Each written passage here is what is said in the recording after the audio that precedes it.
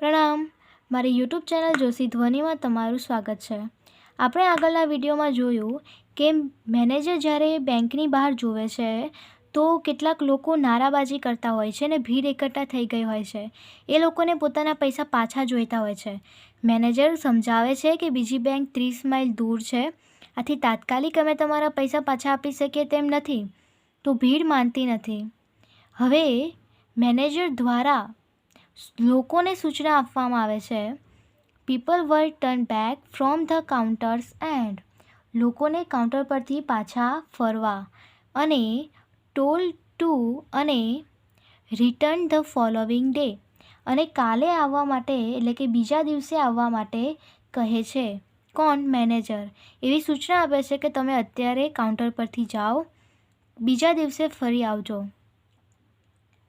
They did not like the sound of that. તેમને આ અવાજ ગમ્યો નહીં.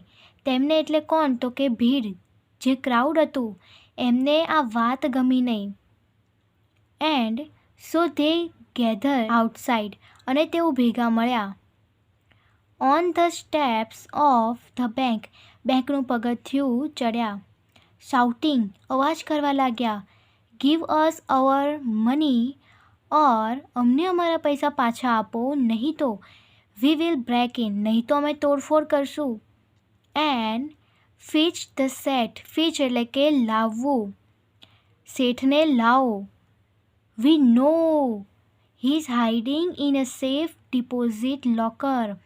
અમને ખ્યાલ છે કે તેઓ જે સુરક્ષિત ડિપોઝિટ લોકર આવે તેની અંદર છુપાયેલા છે. મિસ્ચીફ મેકર્સ એટલે કે ભીડની અંદર અમુક તોફાન કરવાવાળા હોય ને, તોડફોડ કરવાવાળા, એને મિસ્ચીફ મેકર કહેવાય, તોડફોડ કરનાર. વુ ડીડન્ટ હેવ અ પૈસા ઇન ધ બેંક કે જેમને બેંક પાસેથી પૈસા ન મળ્યા હતા તેઓ જોઈન ધ ક્રાઉડ, તેઓ આ ક્રાઉડમાં એટલે કે ભીડમાં જોડાય છે. એન્ડ એગ્રીવેટેડ ધ મૂડ, એગ્રીવેટેડ એટલે કે ઉત્તેજિત થઈ જવું, ઉશ્કેરાઈ જવું, કે તેઓનો મૂડ બગડે છે, તેઓ ઉશ્કેરાઈ જાય છે. The manager stood at the door and try to placate them. Placate એટલે કે શાંત, કે મેનેજર એ દરવાજા પાસે ઊભો રહે છે અને તેમને શાંત કરવાનો પ્રયત્ન કરે છે.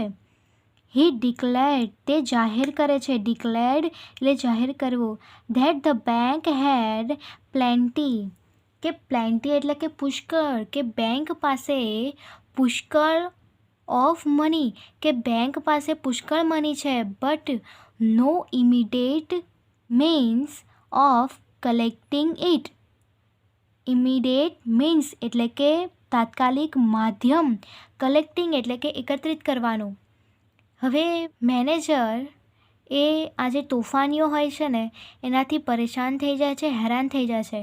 આથી તે શું કરે છે? ભીડને શાંત કરવા માટે એ ડોર ઉપર, દરવાજા ઉપર આવે છે અને એ ભીડને શાંત કરવાનો પ્રયત્ન કરે છે અને ડિક્લેર્ડ એટલે કે જાહેર કરે છે કે બેંક પાસે પ્લેન્ટી એટલે કે પુષ્કળ પૈસા છે, પરંતુ ઇમિડિયેટલી એટલે કે તાત્કાલિક એકત્રિત કરવાનો કોઈ માધ્યમ નથી. કારણ કે બીજી બેંક કેટલા માઇલ દૂર હોય છે? 30 માઇલ દૂર હોય છે. આથી ઇમિડિયેટલી અત્યારે જ તાત્કાલિક પૈસા એકત્રિત કરવાનો અમારી પાસે કોઈ માધ્યમ નથી. હી અર્જ એટલે કે વિનંતી કરવી, તે વિનંતી કરે છે. ધેમ તેઓને to go home and come back the next day, તે વિનંતી કરે છે કે અત્યારે ચાલ્યા જાઓ, બીજા દિવસે આવજો. હવે એ જે ભીડ છે એ નારાબાજી કરવાનું ચાલુ કરી દે છે. વી વોન્ટ ઇટ નાવ, અમને અત્યારે જ જોઈએ છે. નાવ નાવ નાવ, અત્યારે અત્યારે અને અત્યારે જ.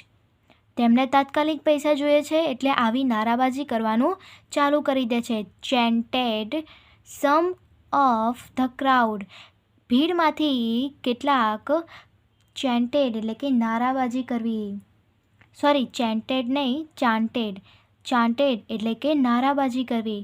નારાબાજી કરવાનું ચાલુ કરી દે છે કે અત્યારે જ અમને અમારા પૈસા પાછા આપો.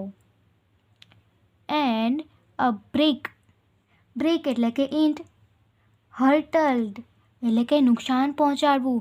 Through the air and crashed through the plant glass window of the Pipalnagar bank. હવે એમાંથી જે ક્રાઉડ છે એ ક્રાઉડમાંથી કેટલાક લોકો શું કરે છે કે ઈંટ ઉપાડે છે અને પીપલનગર બેંકની બારી પર, એ કે બારી શેની હોય છે? કાચની. તો એ કાચની બારી પર ઈંટ ફેંકે છે અને એ ઈંટ ફેંકવાથી શું થાય છે તો કે બારી તો તૂટે જ છે, પરંતુ એની સાથે સાથે જે કાચ છે એ નીચે વેરાઈ જાય છે. હવે વેરાયેલો કાચ જોવે છે નાથુ, અને ત્યારની સ્ટોરી આપણે બીજા વિડીયોમાં જોઈશું. ધન્યવાદ. જય શ્રી કૃષ્ણ. જય હિન્દ. જય ભારત.